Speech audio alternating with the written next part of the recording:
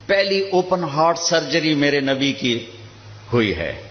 تو open heart surgery ہو سکتی ہے میرے نبی نے سوچ دی. وہ تو ہم زوال کا شکار ہوئے تو اور لوگ ہم سے لے گئے، ورنہ اوپن ہارٹ سرجری کا پہلا تصور میرے نبی کے سے شروع کیا گیا ہے کہ جب آپ کو معراج پہ لے جانے لگے، ام ہانی کے گھر سے آپ کو جبریل نے لیا اور حتیم میں آئے. حتیم وہ چھوٹی وال دیوار ہے جو بیت اللہ کے ساتھ، اس میں خالی جگہ، یہ بیت اللہ کا اندر ہے. جب ہمارے نبی 35 سال کے تھے تو قریش نے سوچا کہ بیت اللہ بنائیں، بوسیدہ ہو گئے تو وہ مستطیل تھا، لمبا زیادہ چوڑا تھوڑا. ابراہیمی بنیادیں، یہ طے کیا کہ حلال کمائی سے بنانا ہے، حرام سے نہیں. اچھا وہ پیسے اتنے بنے کہ یہ چوکور بنا اور اگلا حصہ رہ گیا، تو کہنے لگے بس بھائی جتنا ہے اتنا ہی بناؤ.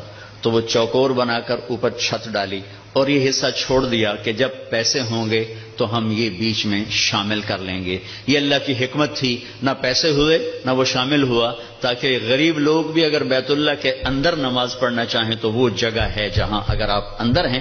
ہم تو بیت اللہ کی طرف منہ کر کے نماز پڑھتے ہیں نا، لیکن اگر آپ بیت اللہ کی طرف پشت کر کے حتیم کی طرف منہ کر کے نماز پڑھیں تو بھی آپ کی نماز ہو گئی ہے، چونکہ آپ بیت اللہ کے اندر ہیں. میں 2 دفعہ بیت اللہ کے اندر گیا، نماز پڑھی، لیکن وہ تو بڑے سفارشوں سے اور بڑے تعلقات سے، اور وہاں تو جو آدمی چلا جائے وہ بیت اللہ کے اندر ہے. تو آپ کو حتیم میں لے جایا گیا. اب آپ کو بے ہوش نہیں کرنا، یوں جبریل نے ہاتھ مارا، سارا سینہ کھل گیا. آپ دیکھ رہے ہیں، اور اس نے دل کو باہر نکالا تو دل سارے جسم سے جدا ہو گیا. اور اس کے میرا بھائی ہارٹ اسپیشلسٹ ہے تو میں اسے سنتا رہتا ہوں، باتیں گھر میں ہوتی رہتی. اچھا نکالا، پھر اس کو زمزم کا پانی ایک ٹپ میں تھا، اس میں دھویا، اس کو دھویا، دھوتے رہے. اور آپ دیکھ رہے ہیں. اس کے بعد ایک آسمان سے لائے تھے، وہ پورا نور کا ایک بھرا ہوا برتن تھا. پھر وہ سارا نور آپ کے دل میں انٹر کیا. پھر اس کو بند کر کے پھر لگایا، ساتھ ہی دل سر ہر رگ سے جڑا. پھر سینے کو ملایا ہاتھوں سے، پھر یوں ہاتھ پھیرا. تو اب جن کی ہارٹ سرجری ہوتی ہے، اب دیکھیں یہاں کتنے بڑے بڑے ٹانکے لگے ہوتے ہیں، لیکن آپ کے سینے مبارک پر کوئی داغ نہیں. یہ پہلی اوپن ہارٹ سرجری میرے نبی نے معراج کے واقعے میں امت کو دیا ہے اشارہ.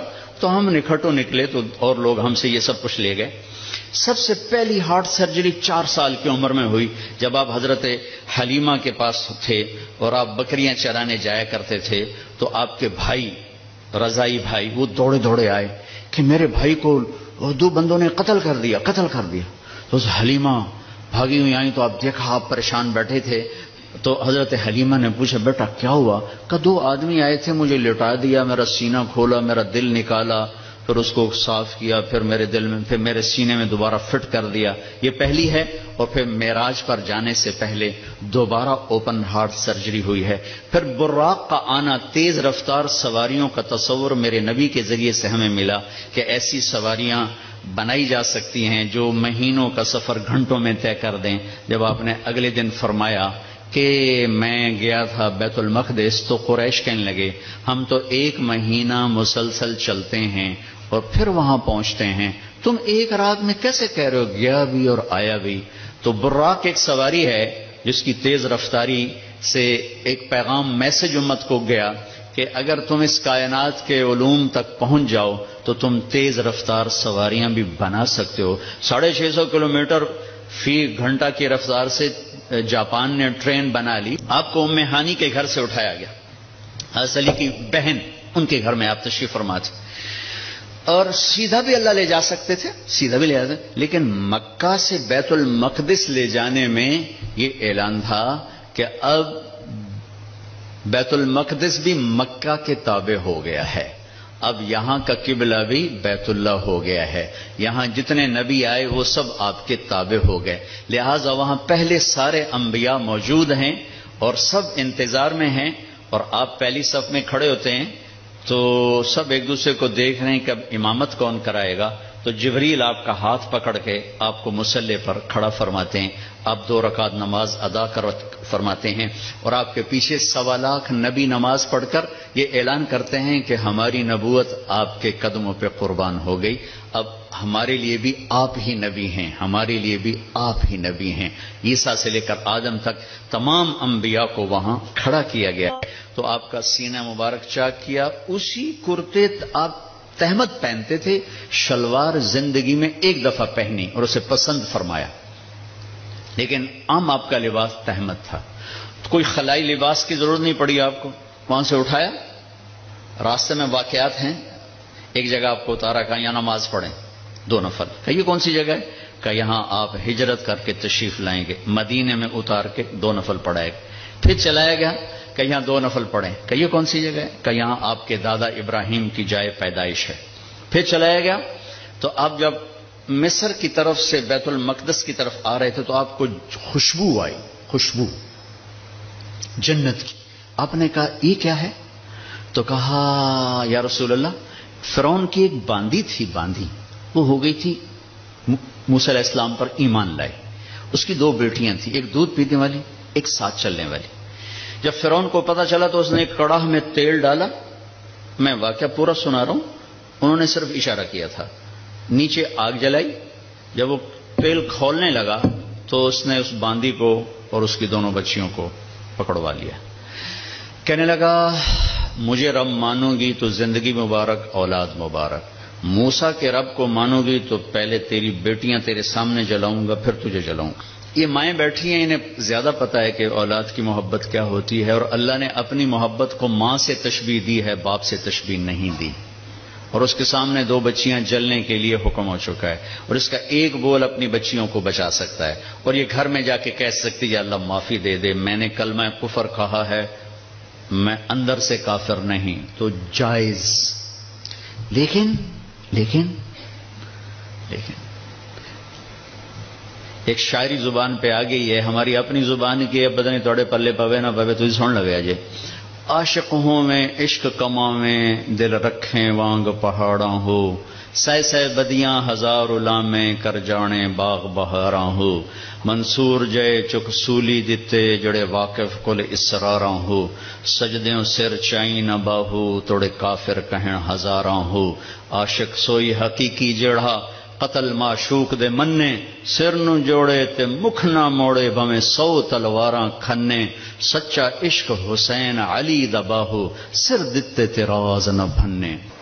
تو اس باندی نے کہا فرعون 2 ہیں، 100 ہوتی تو یہاں جلا دیتی اللہ کے نام پر۔ اس کو غصہ چڑھا، اس نے بڑی کو پکڑوایا اور یوں ڈالا، وہ چیختی رہی، مچھلی کی طرح تل گئی، پھر چھوٹی کو کھینچا اور اس کے سامنے یوں ڈال دیا، اس کی تو آہ بھی نہ نکلی، جب اس کو کھینچا تو نے کہا میری ایک خواہش، کیا؟ کہ جب میں بھی جل جاؤں تو ماں بیٹیوں کو جدا نہ کرنا، ہماری ہڈیاں کٹھی دفن کرنا کہیں۔ فرعون نے کہا ہاں ہو جائے گا۔ کود گئی وہ بھی، ان کی ہڈیاں نکال کے ایک جگہ دبا دی گئیں، یہ واقعہ ہے۔ اب میرے نبی وہاں سے گزرتے ہیں، مصر قریب ہوتا ہے، آپ کو جنت کی خوشبو آتی ہے، تو آپ فرماتے ہیں یہ خوشبو کہاں سے ہے؟ تو جبریل کہتے ہیں یا رسول اللہ، جہاں فرعون کی باندی اور اس کی بیٹیوں کی ہڈیاں دفن ہیں، جس دن یہ دفن ہوئی تھیں اس دن سے آج تک اور قیامت تک یہ خوشبو اسی طرح اٹھتی رہے گی، کائنات مہکتی رہے گی۔ آگے میری بات ہے، اور یہ پیغام جاتا رہے گا کہ یہ بھی زندگی کا ایک انداز ہے، اور یوں بھی زندگی گزاری جاتی ہے۔ جو کسی مقصد کے لیے جیتے ہیں اور مقصد پر مرتے ہیں وہ حسین بن جاتے ہیں، اور جو صرف پیسے پر جیتے ہیں اور پیسے پر مرتے ہیں وہ یزید بن جاتے ہیں۔ میری تاریخ گواہ ہے کہ اللہ نے اپنے قریب ترین لوگوں کو نیزوں پہ چڑھا دیا اور بدماشوں کو فرعون بنا کے تخت پہ بٹھا دیا۔ ہم کربلا محرم آتا ہے تو ہم سب حسین کے لیے روتے ہیں، محرم جاتا ہے تو سب یزیدی لبادے میں ہوتے ہیں۔ یہ کون سی تعذیب ہے، یہ کون سا کمال ہے، یہ کون سا ایمان ہے؟ پھر آپ کو بیت المقدس اتارا گیا، براق باندھ دیا گیا، دنیا دارالاسباب ہے، نبی کو اسباب دیے گئے، سواری پر لایا گیا، سواری پر۔ جب آگے جانا ہے تو اوپر والا جہان اسباب کا جہان نہیں ہے، وہ قدرت کا جہان ہے تو براق وہاں باندھ دیا گیا، اور اگلا سفر اب براق کے بغیر نہیں، 2 نفل پڑھائے گئے۔ اچھا ایک اور عجیب واقعہ یاد آ گیا، اس رات بیت المقدس کا دروازہ بند کرنے کی پوری کوشش کی چوکیدار نے، دروازہ نہیں بند ہوا، تو اس نے مستری بلائے کہ یہ دروازہ نہیں بند ہو رہا، اور اپنے بڑے پادری کو بلایا کہ حضرت یہ دروازہ نہیں بند ہو رہا۔ تو مستریوں نے کہا کہ وہ ڈاٹ ہوتی تھی نا، ڈاٹ، کہ وہ تھوڑی سی نیچے آ گئی ہے، وہ اس نے پریشر اوپر ڈال دیا تو دروازہ بند نہیں ہوگا، صبح ٹھیک کر دوں گا۔ وہ جو بڑے پادری تھے نا، انہوں نے کہا بیٹا یہ ڈاٹ کا چکر نہیں، آج آخری نبی کی آمد ہے یہاں، یہ اس وجہ سے ان کے اکرام میں یہ دروازہ کھلا ہوا ہے، صبح خود ہی ٹھیک ہو جائے گا۔ یہ پادری بعد میں ایمان لے آئے تھے جب اللہ کے نبی نے دعوت نامہ بھیجا تھا، پھر ان کو عیسائیوں نے قتل بھی کر دیا تھا۔ وہاں آپ نے 2 نفل پڑھے۔ اب آپ نے اوپر جانا ہے تو مکہ سے بیت المقدس تک آپ بشریت میں ہیں، اور پھر یہاں سے اوپر جاتے ہیں تو سبحان الذی اسری بعبدہ، قرآن کی واحد سورہ جو سبحان سے شروع ہو رہی، سبحان الذی اسری، لفظ سبحان۔ سبحان میں کیا پیغام ہے کہ اللہ تمہارے قوانین سے پاک ہے، تمہارے مادی قوانین سے پاک ہے۔ مادے کا قانون یہ ہے کہ اس لباس میں کوئی سپیس میں نہیں جا سکتا، مادے کا قانون یہ ہے کہ اس لباس میں سپیس میں جاتے ہی پھٹ جائے گا، کیونکہ جو ہمارے اوپر ہوا کا پریشر ہے، جب ہوا سے اوپر جائیں گے اور پریشر ریلیز ہوگا تو ہم خود بم بن کے پھٹ جائیں گے۔ ہر مرد عورت کے اوپر 280 من ہوا کا پریشر ہے، اس پریشر کو روکنے کے لیے ہمارے اندر پریشر ہے۔ جب ہم اوپر جائیں گے تو دھڑوں ایک دھماکہ ہوگا، کیونکہ اوپر سے ہوا ہٹے گی تو ہم پھٹیں گے۔ اس پریشر کو مصنوعی طور پر راکٹ میں کریٹ کیا جاتا ہے لباس کے اندر، اس کے اندر، تب ہم اوپر جاتے ہیں کہ تمہارا رب ان سارے قوانین سے پاک ہے، سبحان سبحان۔ اوپر جانے کے لیے آسرا چاہیے، جبریل نہیں نہیں نہیں، جبریل کا آسرا بھی نہیں چاہیے، سبحان تمہارے قانونوں کا محتاج نہیں ہے۔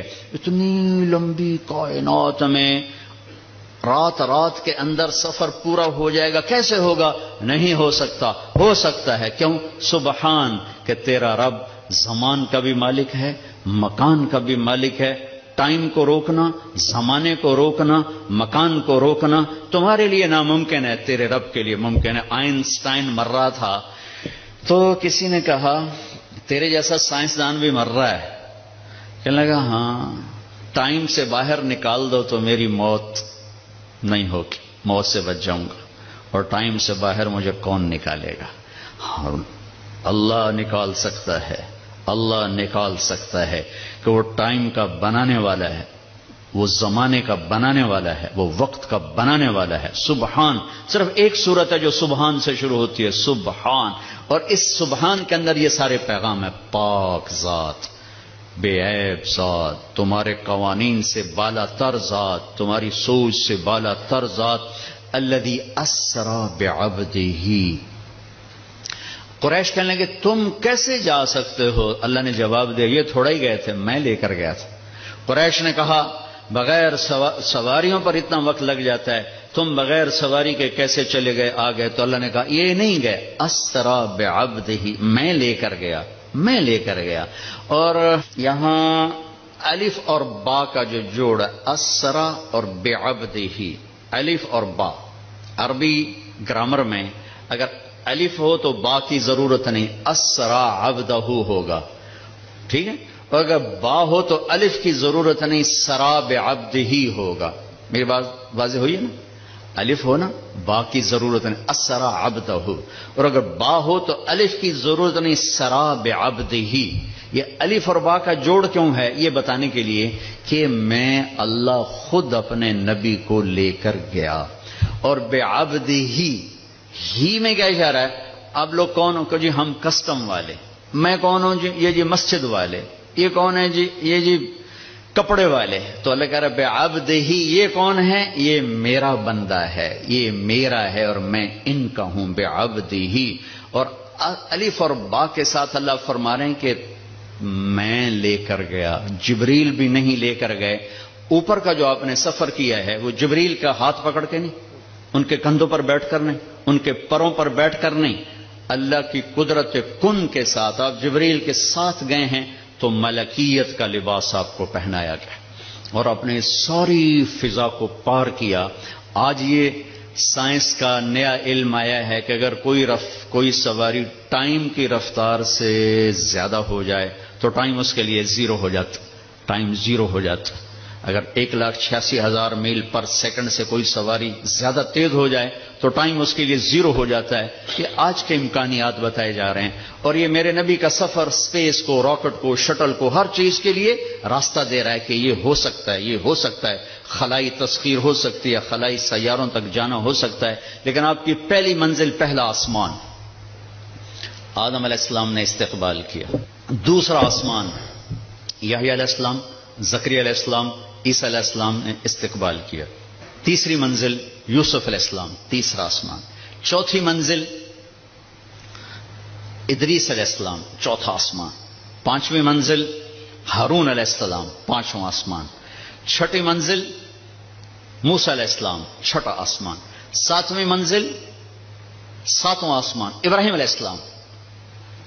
ہر آسمان پر نبی کھڑے ہوتے تھے پھولوں کے ہار لے کر، یہ میرا اضافہ ہے، استقبال کے لیے. اور ہر نبی کہتے ہمارے بھائی آ گئے، ہمارے نبی آ گئے، ہمارے بھائی آ گئے، ہمارے نبی آ گئے.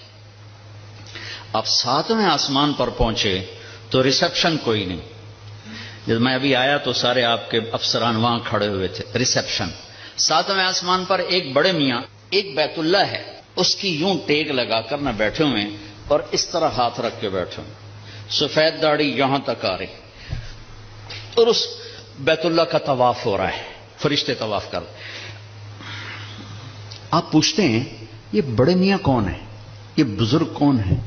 تو جبریل کہتے ہیں یہ آپ کے دادا ابراہیم علیہ السلام. اگر اللہ چاہتے تو ابراہیم بھی کھڑے ہوتے وہاں، کیونکہ مرتبہ تو ہمارے نبی کا بڑا ہے، رشتہ ابراہیم کا بڑا ہے، مرتبہ ہمارے نبی کا بڑا ہے. لیکن ان کو بٹھایا، ان کو چلایا. یہ میری بات آپ غور سے سنیے گا. ان کو بٹھایا، ان کو چلایا. ساری کائنات حضرت ابراہیم علیہ السلام سے بھر جائے، ہمارے نبی کے برابر نہیں ہو سکتے. ساری کائنات ملائکہ سے بھر جائے، ہمارے نبی کے ایک بال کے برابر نہیں ہو سکتے. جس کو اللہ حبیب بنائے وہ کیا ہوگا؟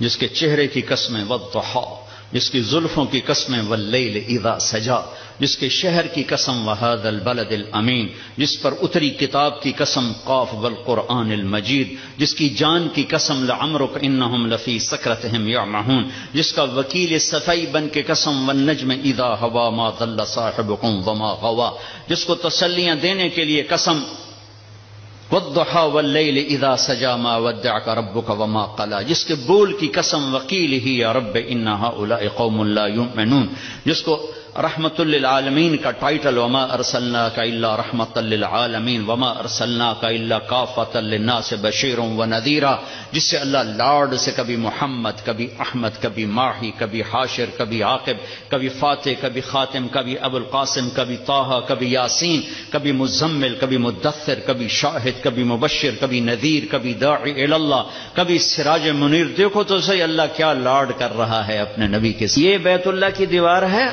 آسمان. یہ ایک بڑے میاں بیٹھے ہوئے ہیں اور یہ کائنات کی عظیم ہستی آتے ہیں اور یہ ادھر جا رہے ہیں، وہ ادھر نہیں آ رہے کہ یہ باپ ہیں، یہ بیٹے ہیں.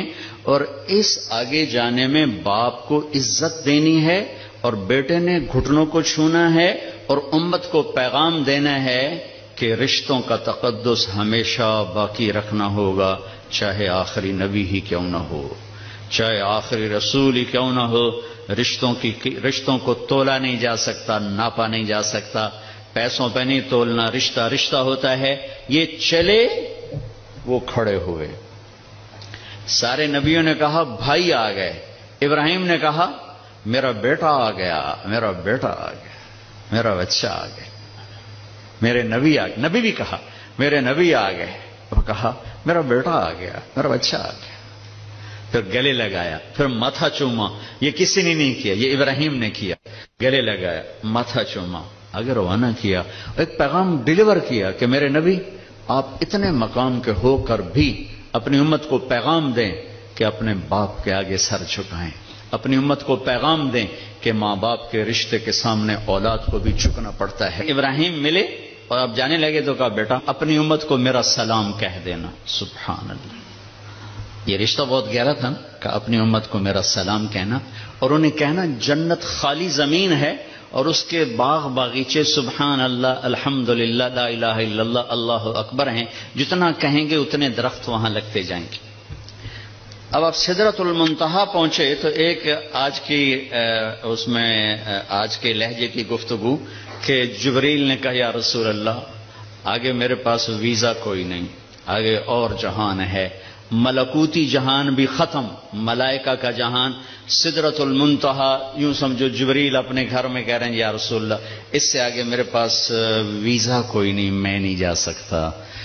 کہا میں اتنا بھی آگے جاؤں گا نا ایک بالش تو میں جل کے راکھ ہو جاؤں گا، میں نہیں جا سکتا۔ تو یہاں آ کر ملکوتی حیثیت بھی ختم ہو کر کوئی اور حیثیت آپ کو عطا کی گئی، وہ اللہ جانے، اللہ کا حبیب جانے۔ عرش تک پہنچنے میں پہلی ہستی کامیاب ہو رہی ہیں۔ جبریل بھی کہہ رہے ہیں آگے نہیں جا سکتا یا رسول اللہ، بس ختم، میں ختم۔ عرش پہلی دفعہ اس کے دروازے کسی ہستی کے لیے کھل رہے ہیں اور آپ کے قدم عرش پہ پڑ رہے ہیں، اور چوتھی منزل آپ کی اللہ اور حبیب اللہ ہیں کہ اللہ نے سارے پردے ہٹا کر اپنا آپ دکھا کر کہا السلام علیک ایھا النبی ورحمۃ اللہ وبرکاتہ، اے میرے محبوب آپ کا رب آپ کو سلام پیش کرتا ہے۔ اور یہاں حبیب اور حبیب اللہ میں ملاقات ہے، ثم دنا فتدلى فكان قاب قوسین او ادنى۔ یہ لفظ آپ نے سنا ہوگا قاب قوسین، قاب قوسین۔ میں آپ کو آج اس کی تصویر بنا کے دکھاتا ہوں کہ قاب قوسین کا مطلب کیا ہے۔ عربوں میں اکثر لڑائی ہوتی رہتی تھی، جب ان میں صلح ہوتی تھی تو قبیلوں کے سردار کٹھے ہوتے تھے اور صلح ہو رہی۔ صلح کیسے ہوتی تھی؟ یہ ایک کمان ہے عرب سردار کے ہاتھ میں، یہ دوسری کمان ہے دوسرے عرب سردار کے ہاتھ میں، ان دونوں کی لڑائی ہے۔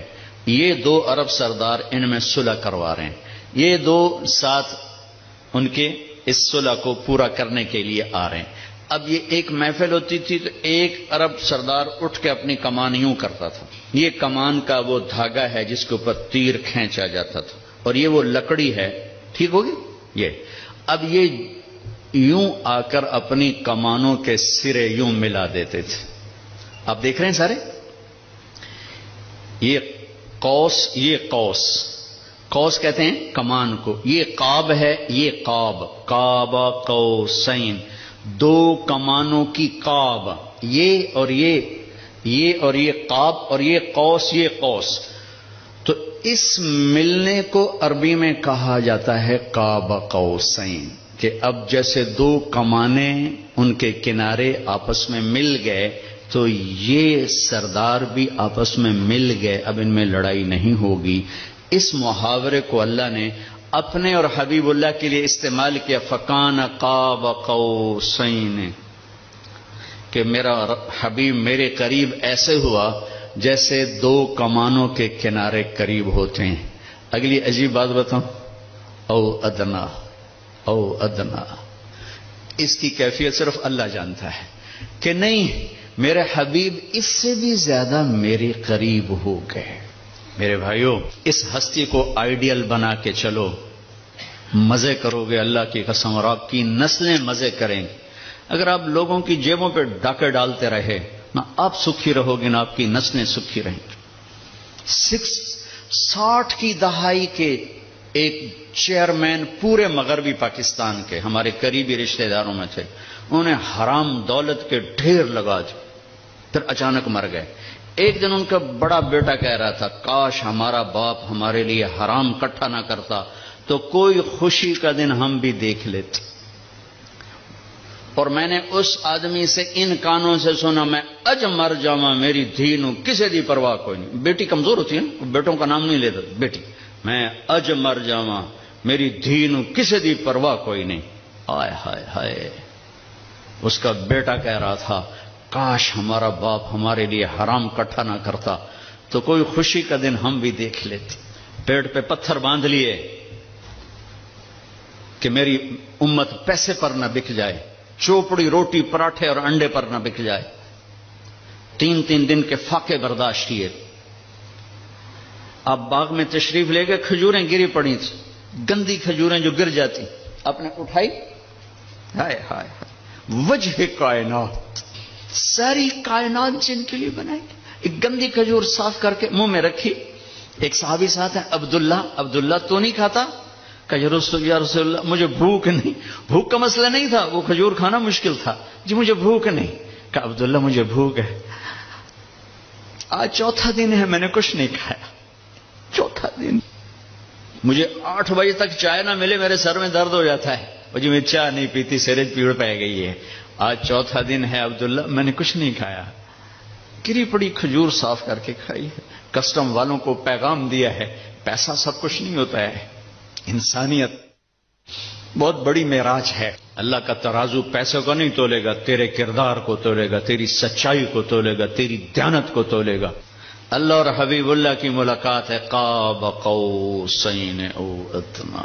پھر وہاں سے آپ کی واپسی ہوئی ہے تو 50 نمازیں لے کر واپس آئے. میں اللہ پہ قربان جاؤں، اللہ نے 5 دینے تھیں، 50 کیوں دی ہیں؟ نماز کی اہمیت بتانے کے لیے کہ نماز بڑی عظیم چیز ہے. آگے آپ نے کچھ کہا ہی نہیں، چپ کر کے واپس آ گئے. تو میں نے کہیں پڑھا نہیں، لیکن مجھے لگتا ہے اللہ نے 6 آسمان پہ موسیٰ علیہ السلام کو کھڑا کر دیا، ہوگا چونکہ پڑھا ہوا نہیں، وجدان ہے. یا رسول اللہ کی ملاقات کیسی رہی؟ بہت اچھی رہی. کیا ملا؟ کہ 50 نمازیں. کہا توبہ یا رسول اللہ یہ کون پڑھیں گے؟ اب واپس جا کے تھوڑی کم کروائیں. واپس گئے، 5 کٹ.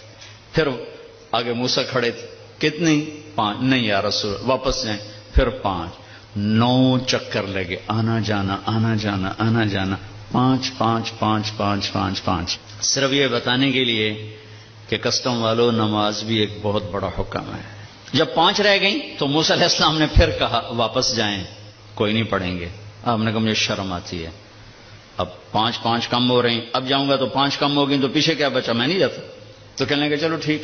میری امت پہ 2 نمازیں فرض تھیں، انہوں نے کوئی نہ پڑھی. یہ کسٹم والے 5 کی تھرو پڑھنے نے، ایک نہیں پڑھنی، 5 کی تھرو پڑھنی. میں کہا نہیں میں نہیں، بس اب ٹھیک ہے. یہ پھر غیب سے آواز آئی اوپر سے، میرے حبیب آپ نے 5 قبول کی، ہمارے ہاں 50 ہی ہیں، آپ کی امت 1 پڑھے گی 10 لکھی جائیں گی، 1 پڑھے گی 10 لکھی جائے گی. تو یہ وہاں سے تحفہ لے کر آئے. وَلَقَدْ رَآهُ نَزْلَةً أُخْرَىٰ عِندَ سِدْرَةِ الْمُنتَهَىٰ. پھر واپسی پہ جبریل سے پھر آپ کی ملاقات ہوئی. پھر وہاں سے واپس آئے اور پھر بیت المقدس پہنچے. پھر وہاں سے براق پہ سوار ہوئے اور صبح نہیں، اسی وقت آپ کے سردی کا زمانہ تھا، بستر کی گرمائش ابھی ختم نہیں ہوئی تھی کہ آپ واپس اپنے بستر پر تشریف لے آئے. صبح آپ نے حضرت خدیجہ سے کہا یہ ہوا ہے، میں بتانا چاہتا ہوں. وہ ڈر گئی، یا رسول اللہ لوگ تو بہت جھٹلائیں گے. کہا جھٹلائیں، جو مرضی کریں، میں بتانا چاہتا ہوں. آپ حرم میں تشریف لائے اور آپ نے یہ اعلان کیا میرا رات یہ سفر ہوا.